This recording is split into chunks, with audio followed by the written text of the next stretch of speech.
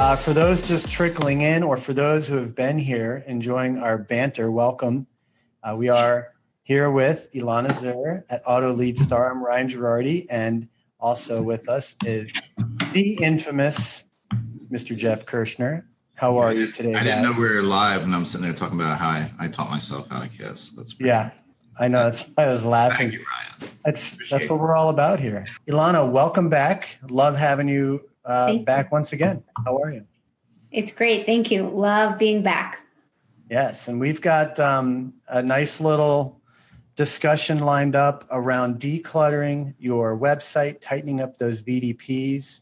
This is exactly another example of how dealership websites are so cluttered that they're not even getting to the goals that they need, achieving the goals that they need, getting the conversions that they want, engaging the visitors that they want, because it's just all over the place and it's not necessarily user friendly. Clarifying your goals. This is along the lines of what we're talking about. Understand the visitor, understand where they're coming from, why they're coming to your site, and what you want them to do on a specific page on your site. So, for example, just a very quick example, if a new visitor is coming to your site, your goal might be for them to look at your inventory, to click on photos. They're in a research stage, whereas a returning visitor you might want them to actually convert on an offer, an OEM offer that's vehicle specific, or a dealership offer that you're offering on a specific vehicle. Those are two different goals, and they should be very clear to different visitors on your site. Personalizing the site is very important. Thinking UX is thinking about the user experience. In our previous web chat that we spoke about, we talked about personalizing your website, and that's a huge part of thinking UX. Here, the average e-commerce business spends only $1 on UX and on conversion optimization for every $92 spent on generating traffic. But I also think, like right now in the automotive industry, this is very different in the showroom. So there is a lot of investment in making the showroom look nice, having coffee, tea, donuts, whatever they're offering, and there's probably a better ratio there, but the industry is moving into digital, and it just has to be the same. The website has to be treated the same way. And then this is actually a stat: 38% of customers stop engaging if a website has unattractive content and layout. I actually have read statistics that are higher than this. This is what I found from HubSpot. I actually love HubSpot. So, that is a significant amount. If your user experience is not personalized, if your user experience is negative, is bad, is cluttered, is not focused, a lot of people will leave your site, especially today's shoppers. Yeah, seems logical. Yeah, which brings us to tightening up your VDPs. This is the last point. I just want to talk about two different things here.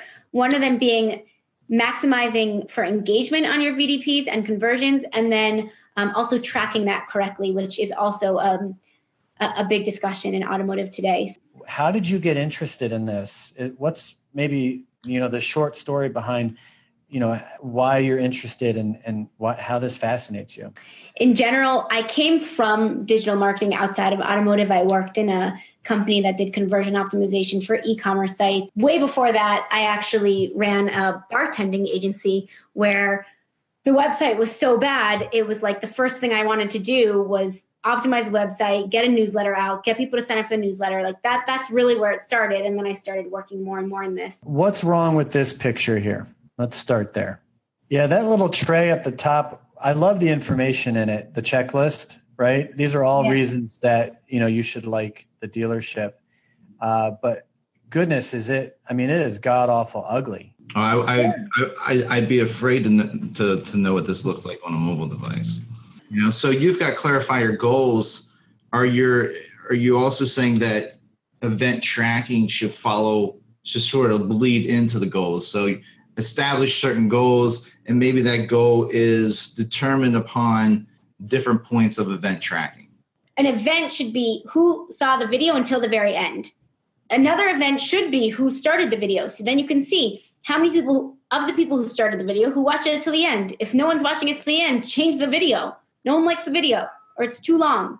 There's a lot of different things that you can learn from that event tracking that can then increase engagement and increase conversions on the site. Most dealerships probably have anywhere to 3 to 4 different email.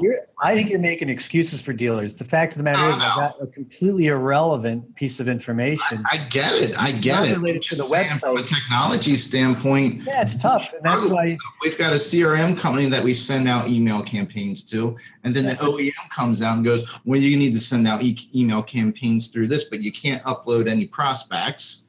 And then you have a newsletter program, which is completely separate because they don't want prospects into their database. Yeah, it's a lot. And this is why you have to have competent and then you have the service email reminder. That's a whole nother piece. Sometimes that's administrated through the OEM. Now you're going to get me fired up, Ryan. Don't say that stuff. Some of these things you're showing us, Ilana, seem so logical. They seem so obvious.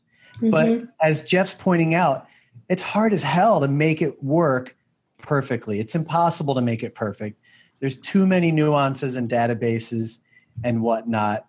But I didn't even talk about off the website stuff. Yeah. I mean, it doesn't mean we shouldn't strive for it. We should strive for excellence. So folks that are here, I want this to be a reminder that we have to go through these things, and we need partners and experts, like Ilana and AutoLeadStar to help us accomplish these things. Hey guys, always a good time. Ilana, we'll have you back soon. And thank you for having me. Look for Ilana on DealerRefresh. Folks, we do have a white paper on DealerRefresh. We're pushing it through our emails, through social media, a white paper from AutoLeadStar. You can get that right now. If you're watching live or recorded, you can text AutoLeadStar to 555-888, and we will deliver that to your phone. So get it while it's hot.